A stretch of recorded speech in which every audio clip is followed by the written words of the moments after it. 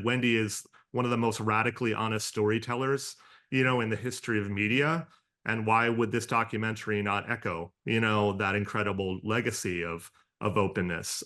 We started out with a very different idea of what we were going to do. We thought we were going to film Wendy, a woman who's 58 at a real turning point in her life. We thought we would film her embarking on a new career with podcasts, doing a podcast, perhaps finding, after recovering from a very difficult divorce, all these things, sort of the next chapter of a middle-aged woman and what that would look like. And once we started filming, it really went into a very different direction. And we did not know at all that she had dementia. The timeline that the viewer experienced is a little bit different than ours because there was a diagnosis that was announced prior to the airing of the doc. It wasn't the experience of any of us as producers as we went into it. These filmmakers were embedded with Wendy for over a year and, on and off, and really grew to care about her as a friend. And we no longer wanted to be any kind of an excuse to delay Wendy's medical care.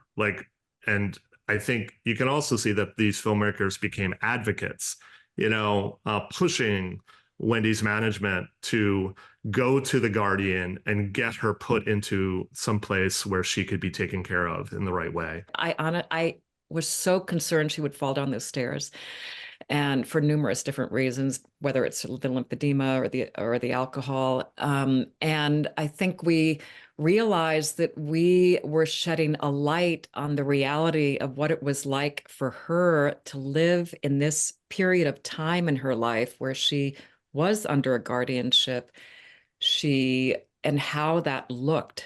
I think we're encouraged to see that people are understanding now more about what these guardianships are and can be, and what can happen to a family member when they're placed into a guardianship and removed from the care, and communication of their family and their loved ones. And this was an incredibly emotional journey to watch, but also for us to make, and so we hope that people can see why we aired it, and produced it, and that the intention is to shine a light on, the difficulties and the secrecies, in these guardianships.